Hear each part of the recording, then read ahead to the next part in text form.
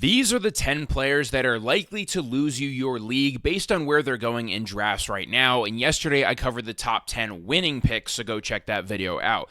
First up is going to be Ashton Genty, and I am a big believer in his talent, especially in Dynasty. I've taken him over Jahmyr Gibbs and Bijan Robinson in two separate leagues, but for this year in specific, I don't think he should be going in the first round. Maybe at the very end if you really are against the Nico Collins or the Brian Thomas or Malik Neighbors, but anything higher than that where he's going around 7 to 9 range, I simply can't do it. The Raiders' offense is favored to be a bottom 6 offense in the league based on what Vegas is telling us. Their points per game is going to be under 20 points per game. That will rank 6th. And the receiving upside probably isn't there. He has the talent for it, but Geno Smith has never thrown to a running back more than 46 times in a season. Now, maybe that's because Kenneth Walker or Zach Charbonnet aren't the best pass catchers. They're fine, but maybe Ashton Genty's different. That's all possible. But when there's guys like Devon Achane who can catch 80 to 90 balls in a season going right next to him, or Derrick Henry who has upside of 2,200 yards and 20 touchdowns, it just feels like we're taking Genty in a spot where we're kind of praying for the best possible outcome when his median outcome is much lower than both those guys. And moving on to our second pick is a similar kind of situation. Chase Brown, I don't have like hard facts of why I'm against Chase Brown. It's more just like a gut feeling of playing fantasy for a long time. I'll show you guys the stats for him last year, the efficiency stats. They're not very good. He didn't exactly play well last year. Maybe that's why I kind of don't like him. But the track record of people who are drafted in the 5th round for running backs, the 5th round, okay? He's already 25. He was a late round draft pick. He's very explosive, but all the efficiency metrics are not good from last year. 4.3 yards per carry, that's okay, but his yards per touch, 4.8, that's terrible. It's 28th. Breakaway run rate wasn't great. Explosive rating wasn't great. Evaded tackles was okay. Juke rate, not so great. Like, for a guy who's supposed to be super efficient, explosive, he really wasn't that. Last year was kind of just a volume thing for him.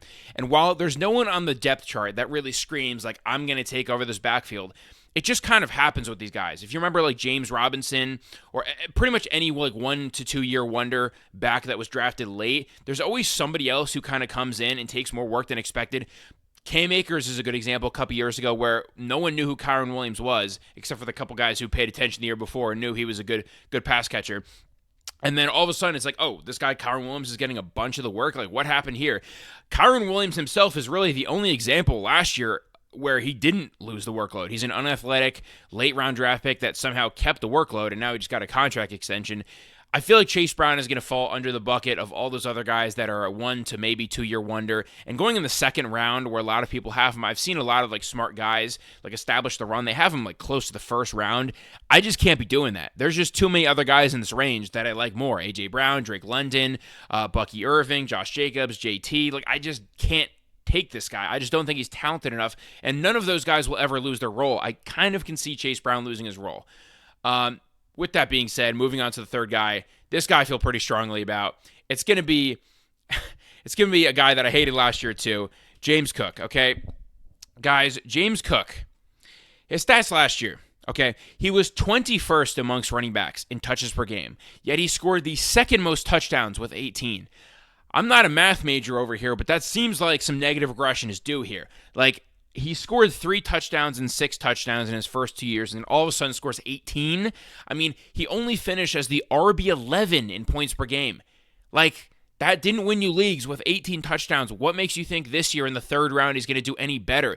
Last year, they only threw him 2.4 targets per game. They pretty much gave up on him as a receiving back, which is kind of shocking because that's his main skill set.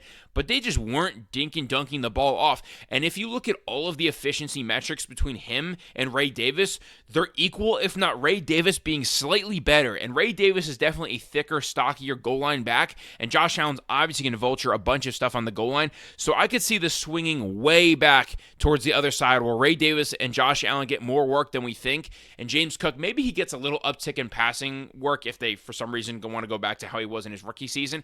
But I just don't see a way that he pays off this third round draft capital. Like, he's got to go super nuclear again just to barely pay it off. Like, RB11 is fine in the third round, but it's not winning you a league. Like, you're paying the tax for a guy that just scored the second most touchdowns last year. Like, I don't get that. You want to be finding the guys that were scoring 6 to 8 touchdowns that are going to positively regress. Like, their workload was so big, it makes no sense why they wouldn't score more. Not the guy who's 21st in workload. Similar is going to be our fourth player, okay? Terry McLaurin. We need to not target these players that scored 13 touchdowns last year in 17 games, yet finished as the wide receiver 16 in points per game. He's also holding out right now. He's not practicing. We saw with CeeDee Lamb last year holding out and Brandon Ayuk. They start slow. Like, these guys who hold out and don't practice, I mean, what do you expect? The first, 6 weeks, they're learning again how to play wide receiver, basically, because they're just out of shape. You guys know how it is. If you guys are athletes and you can take a lot of time off, you need that, month of ramp-up period, especially in football where you need to get hit again to get comfortable again. That's more so not the part I'm worried about. It's a little bit of the part I'm worried about with Terry McLaurin. It's more so just 13 touchdowns is bound to regress. Like, he simply doesn't get enough targets for him to pay off this third-round ADP. He could pay it off where he finishes as the wide receiver 15 again, but I don't see any scenario where he truly breaks out and finishes as a top 8 wide receiver, especially with Deebo Samuel coming in. He's going to lose all of those gadget targets he was getting last year around the line of scrimmage. He will strictly be a deep threat. Deebo's going to come in and get all of those. So I just don't want to pay third-round draft capital for a guy who did it last year on an offense that's going to be good, but we're paying the tax of 13 touchdowns when in years past he would be going in, the 5th, 6th round when he would only score 5 touchdowns in a year. Then, yeah, there's some upside for Jaden Daniels to come in and be a great quarterback. I just don't see how it makes sense when he already just did it, and we saw he would have to get 40 more touchdowns to really break this ADP. Not touchdowns, touches, targets, basically. Moving on to Joe Burrow at number 5. Yeah, Joe Burrow. Guys, he's going in the 3rd or 4th round in ESPN. At least on Underdog, he's at least going around pick 60-ish. We just can't be taking pocket passers this high. If you guys remember, this happened with Justin Herbert, happened with Joe Burrow himself a couple years ago. It happened with CJ Stroud last year, Trevor Lawrence a couple years ago. We push these pocket passers up that have great situations. I'm not going to deny. There's no defense on the Bengals. He's got 2 amazing receivers, not a great run game. He could be great again. But last year, he finished with 21.9 points per game. That's good, but it was closer to Jared Goff than it was as close to Lamar Jackson. I don't know if I said that very well, but Lamar Jackson basically torched him by 3.5 points per game, and Jared Goff was kind of right there at 20 points per game. There's a bunch of quarterbacks that are going to be at that 18 to 20 points per game mark where you're paying this huge tax on Joe Burrow to draft him in the 3rd round when he doesn't have that 25 points per game upside. We need rushing quarterbacks. When are we going to learn that if they don't have rushing upside, you can't really draft them ahead of round 8 unless they're freaking Patrick Mahomes from a couple years ago who did have a little bit of rushing upside. And even Baker Mayfield last year ran for the most rushing yards he ever had in his career.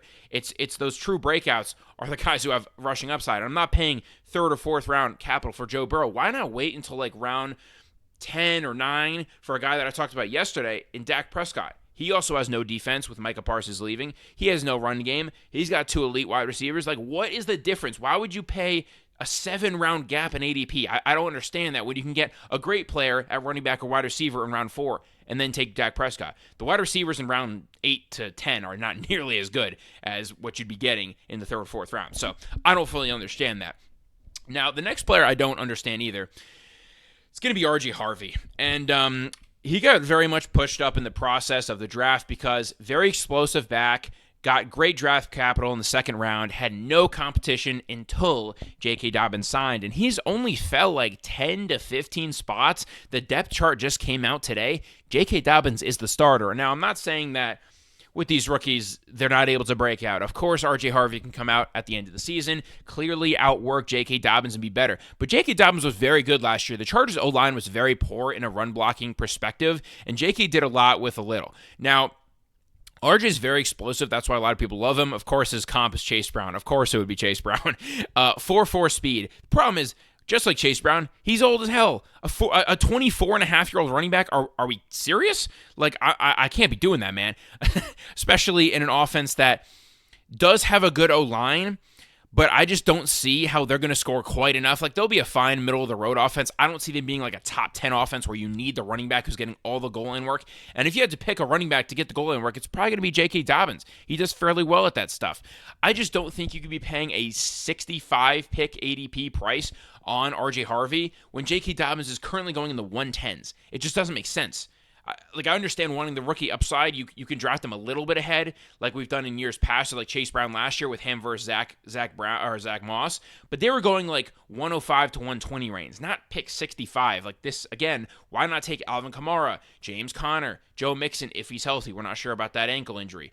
I just don't see why you would take the risk on a guy who's the backup right now, who's not even like some elite prospect, you know? Just doesn't make sense to me. Then moving on to number 7. This guy I feel bad for because similar to James Cook, I basically hate on him every single year. It's going to be Zay Flowers. And we need to learn. There was that one season with Mark Andrews where he did really well with Lamar, but actually most of that was with Tyler Huntley in the second half of the year, and that's when their defense was absolutely terrible. That was the one singular time where the Ravens actually were trailing and had to throw the ball a lot from behind. And yes, Mark Andrews completely went nuts. But besides that, Lamar Jackson and the Ravens offense under this scheme has never had to play from behind, has never had to throw the ball more than like 20 times in a game. Derrick Henry's literally going to get every touch in the goal line. Zay Flowers just doesn't have the upside, guys. He played all 17 games last year and scored 4 touchdowns with 8 red zone targets. In the red zone, they go to Derrick Henry. They're going to run with Lamar. They're going to give it to Mark Andrews. He does not exist in the red zone. And outside of that, they just don't throw enough for him to rack up the yards and targets that he needs. Like, there's going to be plenty of Lamar Jackson games where he's super elite from an efficiency standpoint, going like 14 of 18 for 280 and 4 touchdowns. But they're just simply not going to throw it enough or use him in the red zone enough to pay off this ADP. It happens every single year. Marquise Brown is the same way. We just have to not pay a 50th overall ADP price for a guy that really doesn't have upside to climb above that, you know? Unless something dramatic happened to the Ravens defense and Derrick Henry got hurt and they had to play from behind and throw the ball, that would be the only time that he really pays off this ADP. Now, the next guy is another guy who's dealing with an injury right now, actually, Khalil Shakir, okay? So last year, he had one singular game over 20 points. One game. Now he has a high ankle sprain, and as a guy who's dealt with a high ankle sprain, this shit sucks. And I don't know if he's going to be healthy for week 1. We'll have to see. But that thing really inhibits your movement, okay? And last year, I mentioned only one game of 20-plus points. He just doesn't have the upside. Like, the Bills' offense, while they don't have a true wide receiver 1, they just spread the ball around too much. And on the goal line, it's going to be Josh Allen and a lot of Ray Davis and some James Cook. Like, I don't see any times they're going to use Khalil Shakir near the goal line, and he's pretty much just like a fancy Keenan Allen, you know, or like a Jacoby Myers, where they're going to get a lot of, 6 for 65 games, 7 for 72 games. Like, they'll get a decent amount of targets, but like, is 12 to 15 points per week really going to move the needle if he never has explosive weeks? It's a guy where you're drafting for floor when he's in a range of like Matthew Golden and Mecca Ibuka, guys I talked about in last video, where they do have true breakout upside, where they could be top 20 wide receivers straight away. I don't see Khalil Shakir really doing that. It's just too much of a floor play. I just don't see it.